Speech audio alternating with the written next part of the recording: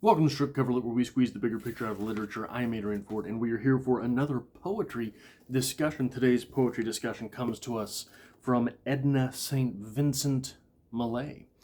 St. Vincent, by the way, great music. Wild Swans is the poem in question, and it reads as such. I looked in my heart while the wild swans went over, and what did I see I had not seen before? Only a question less or a question more. Nothing to match the flight of wild birds flying. Tiresome heart forever living and dying. House without air, I leave you and lock your door. Wild swans, come over the town again, trailing your legs and crying. This poem's got a bit of a weird feel to it, right? So, one more time through Wild Swans by Edna St. Vincent Millay. I looked in my heart while the wild swans went over, and what did I see I had not seen before? Only a question less, a question more. Nothing to match the flight of wild birds flying. Tiresome heart, forever living and dying, house without air, I leave you and lock your door. Wild swans, come over the town again, trailing your legs and crying. Sort of a funny little poem, right? Sort of a funny little poem that gives you a funny little feeling. Where the hell is my cigar, my beef jerky, and some Bukowski, right? I say that facetiously, but when you think about it, I think that's sort of the point. The poem itself is about escape. I looked in my heart while the wild swans went over, and what did I see I had not seen before? Yada, yada, yada. They're flying away. The swans are flying away, and my heart is up there with them, leading to the turn in action as our speaker leaves the house. I leave the house and lock the door forever. And then we get the call to the swans. Come back. Come back. And I think part of the strange feeling about this poem is its rhyme scheme. I looked in my heart while the wands went over, A. And what did I see I had not seen before, B. Only a question less or a question more, B. Nothing to match the flight of wild birds flying, C. Tiresome heart, forever living and dying, C. Without air, I leave you and lock your door, B. Wild swans come over the town, come over, A. The town again, trailing your legs and crying, C. A, B, B, C, C, B, A, C. So we got this weird rhyme scheme set up. Okay. We got this weird feeling little poem. Okay, and I say little because, what are we at here? 3, 6, 7, 8 lines? 8 lines. Sort of a little poem, and it goes by quick. It's written extremely well so that there's no real hang-ups. There's no real place to catch your breath. There's a little bit of a pause a couple times, but no place to catch your breath. Why wouldn't you want to catch your breath when reading this poem? I just inhaled my spit. Just a second. Why wouldn't you want to catch your breath? Sorry. When reading this poem, because the poem's sort of about getting lost in the rigmarole. The poem's about not being able. It's not just about escape, it's about not being able to escape. It's about being rooted, being firmly where you're at without much hope for escape. So how does that rhyme scheme contribute to the poem? If the poem is about not being able to escape, and a rhyme scheme is about expectation, mightn't it be that the rhyme scheme is so odd in order to make a commentary over the fact that the speaker seems to be unable to escape expectation? The speaker is so trapped, he or she, I just say she here, and I'll get into why I say she here. She does not even... The escape made in this poem is not the great escape. The escape made in this poem is so minor as to say, I'm going to lock the door. House without air, I leave you and lock your door. That's the great escape? I leave you and lock the door? Okay. But that is all that is ventured herein. Now, after that, after the great escape, locking the door, there's no great adventure. So if we're looking at the hero's journey, we do not find the wise one. We do not embark on the great mystery. All we do is lock the door and then sort of pray, sort of incant to the swans that they might return. That's the extent of it. I'm going to lock the door, and I hope the swans come back. It is no, for lack of a better comparison here, taking the path less traveled. It is not Langston Hughes' Harlem, where we go through the different expectations that one might come to from a dream. So it's not here. It's not in the lumen, in the mind space, and neither is it As I Walked Out One Evening by W.H. Auden. Neither is it Frost's Path Less Traveled. We're hoping those damn swans make another cameo. So, this poem is published in 1921. Before the Flappers, a year after women were granted the right to vote. So I think there's an obvious historical interpretation to be had there. The expectations that we would be escaping would be the societal expectations of the norms put on a woman. So one of the things I'm almost never going to do here on the channel is tell you what a poem is supposed to mean.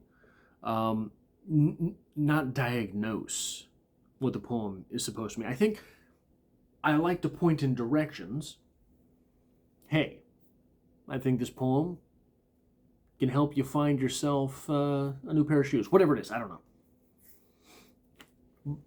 But nothing concrete as, well, this poem is about the 1920 suffragette movement, July 3rd. None of that. I don't care. Because I don't care. I don't care what a piece of literature was written for.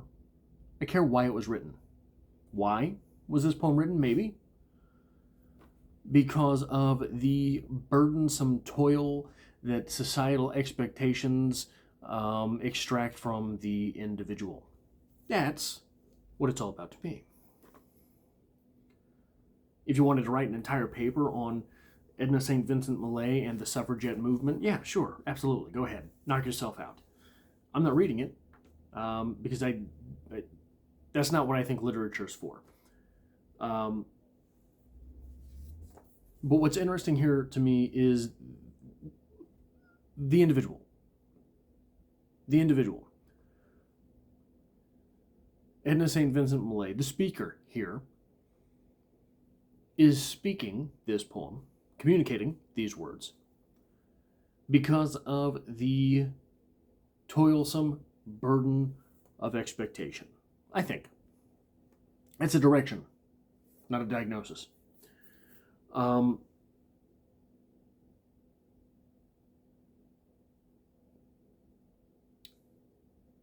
So, How does society have you trapped? How does expectation have you trapped? How do the expectations of society have you trapped? What do you do in your daily life because society demands it, not because it's who you are as an individual? How is it that society pushes you towards its expectations or cuts you off from other things which you might enjoy doing because of its expectations? I think that is a conversation which should spring up from a poem such as this. But also, how do you define society? Is society what you see on the news? Is society your family? Is society work? I think the answer to all three of these things is an overwhelming yes. Society is all those things, but I think it's all those things individually.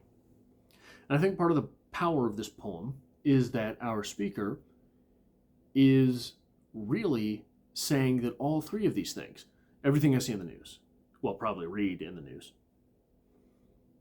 family and work, are putting the same expectations on our speaker here, on our individual, in this poem. And because of that, those expectations, extremely heavy, or extremely damning, or extremely limiting. So limiting that the great escape from these expectations can be something so simple as, I'm going to lock the door now. Expectations which are so limiting that our speaker does not deign the desire to fly away. Simply that the Swans make some triumphant return. The Swans come back. Now, I mused earlier, made a little joke about Bukowski. Where's my cigar and some Bukowski? I don't want to read about damn swans in my heart, yada, yada, yada. Although my favorite Bukowski poem is about there's a bluebird in my heart. Well, how can that be that someone so disparate from Edna St. Vincent Millay as Bukowski still has a song about their heart and birds? Well, I think that is the through line to poetry. The through line to poetry is the individual's interpretation of the world. It's pretty hard to look at birds and say that thing is limited, because a bird just gets up and goes. I think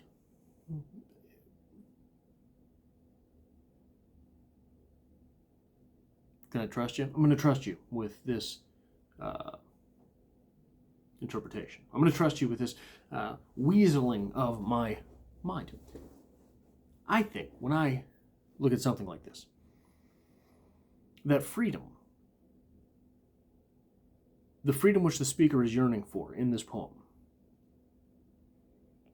is sort of a Bukowski type of freedom. Bukowski free from all expectation. Why? Does society still expect things from Bukowski? He doesn't give a damn. And I'm not meaning to turn this discussion of Edna St. Vincent Millay's Wild Swans into a discussion about Bukowski, but I think that the mirror, the dichotomy between the two, is important here in this poem. Because the Bukowski speaker is always at odds with the world. The Edna St. Vincent Millay speaker is in accordance with everything, with all things. Both of these speakers are exact opposites. The consummate Bukowski speaker and the speaker from Edna St. Vincent Millay in this poem. Now, could either of them exist in the other's world? I think that's a conversation worth having. I think these are things worth at least doing the thought experiment over. Bukowski's speaker certainly could not exist in this world. Bukowski's speaker could not live in a world where locking the door and walking out is itself an act of rebellion. Could the Edna St. Vincent Millay speaker deal with, how does the Bukowski poem start? There's a poem by Bukowski that starts with, I woke up and something nasty was crawling over my lips. Why was something nasty crawling over your lips? Well, I'll tell you why. Because cockroaches love sugar, the type of sugar that would be dried on someone like Bukowski's lips. Could our speaker here live in that world? These are, I think, interesting questions. I think that this is the type of conversation that literature is made, in part, to explore. That's all I have for this poetry discussion. Edna St. Vincent Millay. I will have poetry discussions on the channel in the future. If you like that sort of thing, make sure you hit that subscribe button. Hit the like button if you did like this sort of thing. It really helps me out here on the channel. And I hope to see you back for the next one.